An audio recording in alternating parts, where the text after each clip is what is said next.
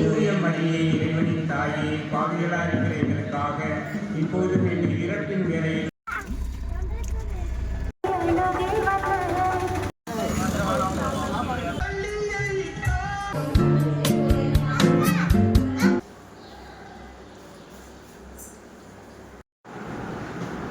Hi families, எல்லோரும் எப்படி இருக்கிறீங்க? நாங்கள் ரொம்ப நல்லாயிருக்கோம்.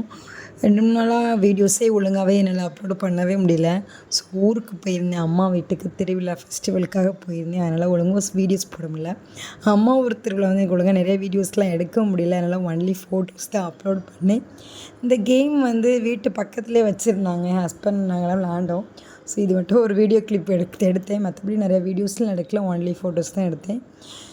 அம்மா ஊரில் வந்து திருவிழா வந்து 9ஆம் திருவிழா சனிக்கிழமை நடந்துச்சு. ஸோ சனிக்கிழமை முடிச்சிட்டு ஞாயிற்றுக்கிழமை வந்து மத்தியானம் சாப்பாடெலாம் அம்மா வீட்டில் முடிச்சுட்டு நாங்கள் வந்து என்னோடய ஊருக்கு, அதாவது கல்யாணம் பண்ணி கொடுத்த ஊருக்கு, என் ஹஸ்பண்ட் ஊருக்கு அங்கே நாங்கள் கிளம்பி போயிட்டோம்.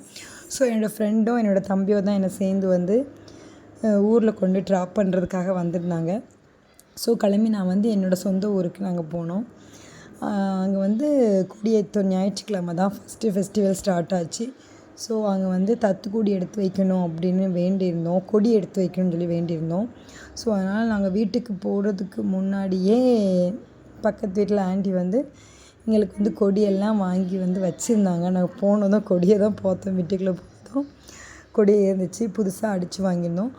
அப்புறம் போனதுக்கப்புறம் எங்கள் வீடு ஃபுல்லுமே சரியான டஸ்ட்டு, ரொம்பவுமே அழுக்காக இருந்துச்சு. ஏன்னா வந்து வீடுங்க வந்து 3-4 மாதம் கூடயே இருக்கும்.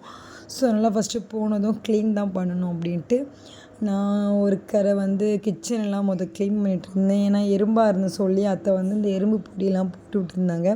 தண்ணி ஊற்றி எல்லாம் கழுவி விட்டுருந்தேன். ஹஸ்பண்ட் வந்து மேலே மாடியை வந்து ஃபுல்லாக க்ளீன் பண்ணிவிட்டு இப்படி ஆளுக்கு ஒரு வேலையை ஷேர் பண்ணி நாங்கள் வந்து ஃபாஸ்ட்டாக வேலையை வந்து பண்ணி முடிச்சுட்டு வந்து நம்ம வந்து கொடியேற்றத்துக்கு ரெடி ஆகணும்ல. ஸோ அதனால் கொடியேற்றத்துக்கு நானும் ஹஸ்பண்ட் ரெடி. இதான் எங்களோட லுக் எப்படி இருக்குன்னு சொல்லி மறக்காமல் கமெண்ட் பண்ணுங்கள். ரெடி பண்ணிவிட்டு அப்புறமா பாயெல்லாம் எடுத்துகிட்டு போயாச்சு. ஏன்னா நம்ம வந்து வெளியில் தான் கொடியேற்றுவாங்க, பாய் மண்ணில் தான் உட்காரணுமா. ஸோ பாய் விரித்து உட்காருவேன்.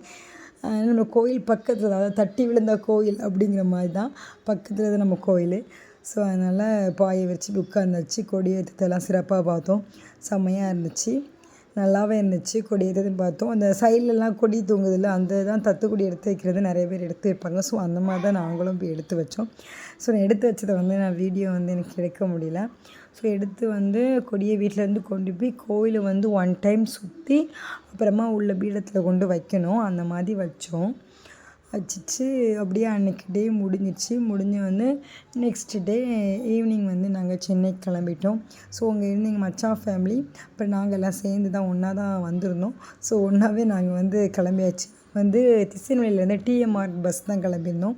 வரும்போது நாங்கள் அந்த பஸ்ஸில் தான் வந்தோம், போகும்போதும் அந்த பஸ்ஸில் தான் போனோம், டிஎம்ஆர் பஸ்ஸில்.